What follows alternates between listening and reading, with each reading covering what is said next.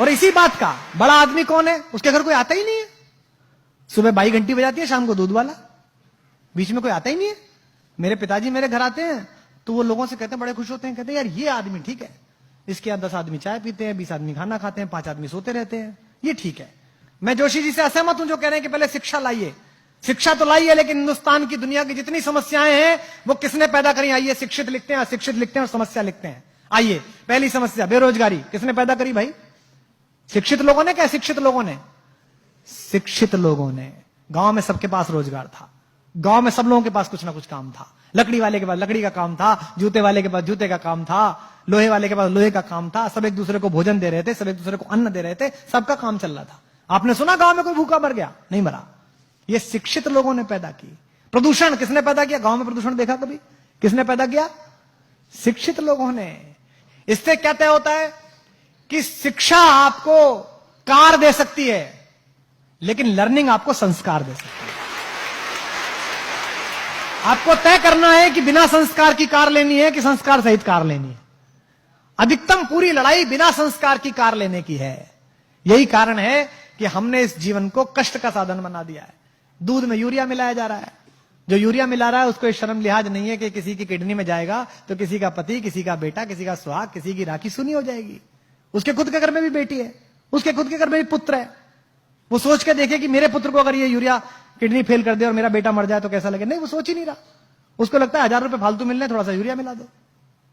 सब्जी वाला यही कर रहा है आपके साथ, अफसर आपके साथ यही कर रहा है, सरकारें आपके साथ यही कर रही हैं, नेता आपके साथ यही कर रहे हैं, क्योंकि हमने इस पूरे प्रोसेस को लर्निंग का बनाया ही नहीं है।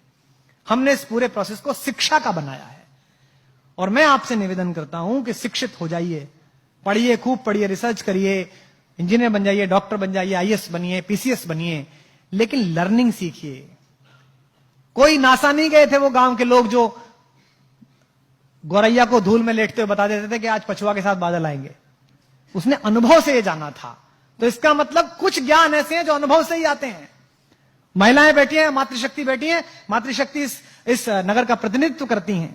लोग कहते हैं ना बच्चा पैदा हुआ, बच्चा पैदा नहीं हुआ, बच्चे के साथ एक और चीज पैदा हुई, मां पैदा हुई।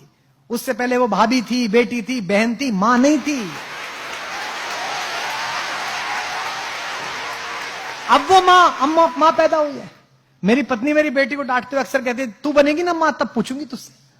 उसको लगता है खराब बात है। अरे ये सही बात है, क्योंकि उससे पहले वो सिर्फ बेटी थी, सिर्फ वो पत्नी थी, सिर्फ वो बहन थी। जिस बार पहली बार उस शिशु ने आकर किलकारी भरी, उस दिन मां को पता चला कि मां हूं, मेरा बोध क्या है, मुझे जगना इसके अनुसार है, मुझे सोना इसके अनुसार है, मुझे इसका सब काम करना है। उस दिन से उसका बोध पैदा हुआ। तो जैसे आप ज्ञान के साथ यात्रा करते हैं, आपके मन में नई जिज्ञासा पैदा होती है, तो यकीन मानिए आप भी पैदा होते हैं, साथ साथ आप भी नए तरीके से पैदा होते हैं। जब आप कोई चीज पढ़ते हैं और आपको एकदम चेतना आती है कि यार क्या अद्भुत बात पढ़ी, तो ये मानिए कि थोड़ा सा जन्म आपका हुआ है। अब आपको तय करना है कि आपको अधूरा पैदा होना है कि पूरा पैदा होना है। आपको विकल दिव्य अंगों के साथ पैदा होना है कि संपूर्ण सुशोभित शरीर के साथ पैदा होना है। इसलिए पढ़िएगा तो ये सोच के मत पढ़िएगा कि ये पास करना है, ये सोच के पढ़िएगा कि मुझे ये जानना है, ये मेरी इच्छा है, ये मैं जानना चाहता हूं। अधिकांशतः हम जो पढ़ रहे हैं, हम ये पढ़ रहे हैं कि ये इतना है, इसको ऐसे करने से ऐसे हो जाएगा। इससे जीवन आगे नहीं जाएगा। गांव में मैं गया तो वो एक गांव के प्राइमरी स्कूल की पहली दूसरी क्लास की अंग्रेजी की किताब देखी, आपने भी देखी होगी। उसमें लिखा हुआ था जी फॉर जेंटलमैन। तो सामने कुछ चीजें बनी रहती है ना, अम्ब्रेला बना हुआ है ना, बना रहता है सब। बी फॉर बैलून, तो बैलून बना हुआ है। तो जी फॉर गर्ल एंड जेंटलमैन, तो एक लड़की बनी हुई और जेंटलमैन के नाम पर सूट पहने हुए एक आदमी बैठा हुआ, मतलब खड़ा हुआ, यानी कि जेंटलमैन है। जिसने सूट पहना वो जेंटलमैन है। तो गांव के उस बच्चे को यह लगता होगा कि ये जो धोती कुर्ते में मेरा बाप है, ये जो खेत में जाता है, गुरु ये जेंटलमैन नहीं है।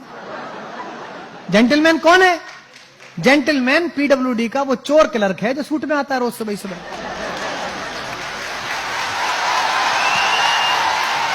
यही तो हुआ। तो जेंटलमैन की परिभाषा क्या बनाई आपने? वस्त्र से बना दिया। आपने बच्चे के दिमाग में आरोपित कर दिया भाव कि जेंटलमैन होना मतलब कपड़े ऐसे पहनना। हमारी भी ब्रांड के टीम लोग कहते हैं कि ये क्या पहन लेते हो आप। आज ही कह रहा था ये क्या पहन लिया। मैंने कहा मेरी कमीज सुनेंगे कि मुझे सुनेंगे?